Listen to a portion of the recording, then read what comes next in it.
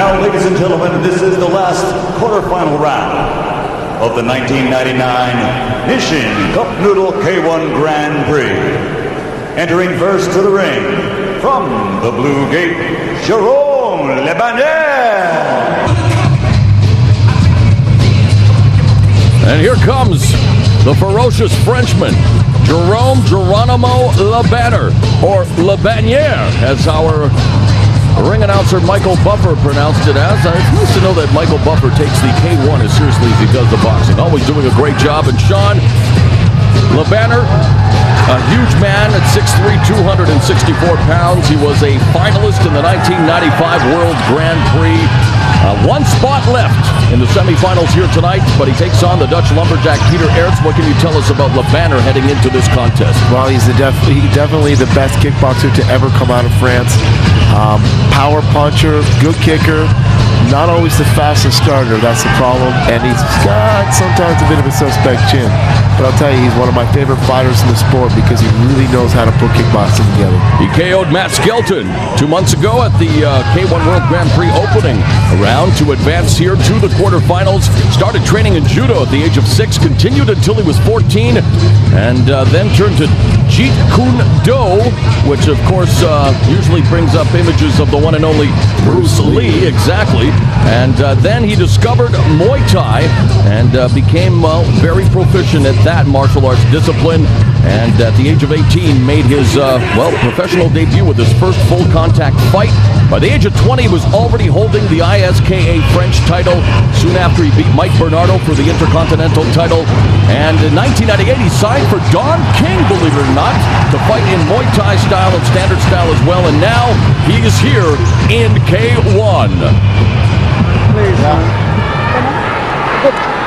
And from the red gate, here is Peter.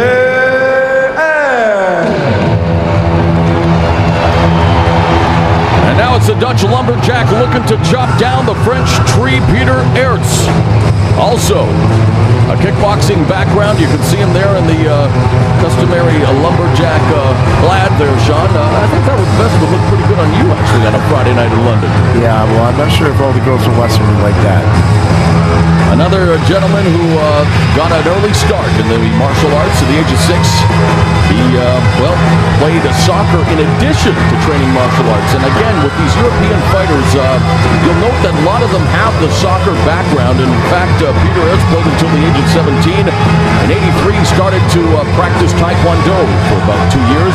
His interest in boxing came at a very early stage of his life because his grandfather as well as an uncle were active in that sport. Unfortunately, his mother never allowed him to actually give in to that urge until he was much older. I'm sure that Mama Aerts is very proud of her son right now as he is one fight away from advancing to the semifinals of the 1999 K-1 World Grand Prix Championships, although he is no stranger to the championships, having won the ultimate top honors in 94, 95, and yes, Peter Aerts, the defending K-1 World Grand Prix champion.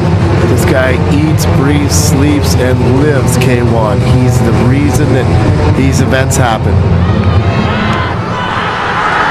And now, ladies and gentlemen, introducing first, fighting out of the blue corner. Look at the people. He's wearing black and weighs in at 119.4 kilograms. He stands at 190 centimeters. Comes to us from France. He is the ISKA Super Heavyweight Champion of the world. Mesdames et messieurs, Jerome Geronimo Le Banner. Jerome Geronimo Le Banner, 26'6", 264 pounds, 10-6-1 in K-1. Fighting out of the red corner, wearing red and standing 192 centimeters. His weight, 105.7 kilograms. He comes to us from Holland, and he is the 1994, 1995, and reigning and defending 1998 K-1 Grand Prix champion, lumberjack Peter.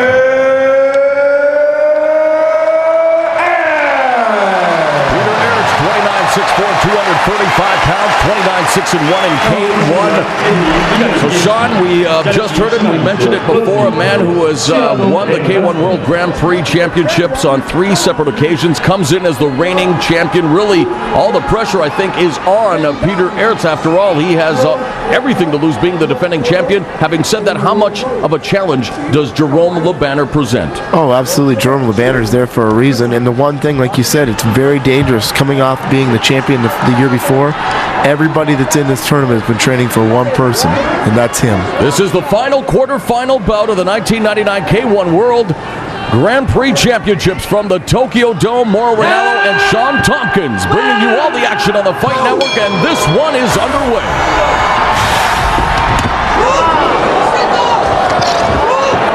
Looks like Aerts is looking for a defensive fight. Moving backwards, trying to counter everything that Jerome throws. And Jerome wants that forward movement. We mentioned that LeBanner is kicked right in the head. I was going to say. Yeah, there's that chin I told you about. Wow. You know, he's got all the talent in the world, but if you don't have a chin, and that guy right there, the Dutch lumberjack, is not somebody you want to test your chin with a kick. And Aerts, being a 3-time champion, knows that he wants to dispose of his opponent as quick as possible because he has to fight at least, well, 2 more times if he wants to win the title again. And it looks like Peter Aerts is not being paid by the hour in this one. No, he's coming out to get that title again. I wanted to say that LeBanner coming off a KO victory of Matt Skelton, almost tasting a KO defeat there from Peter Aerts. Aerts defeated Lloyd Van Dams to get to the final. Talk about a turn of events! Unbelievable. Unbelievable! There's that cross. Wow, he's having a hard time dealing with this. I don't know if he's going to make the count. Are you kidding me?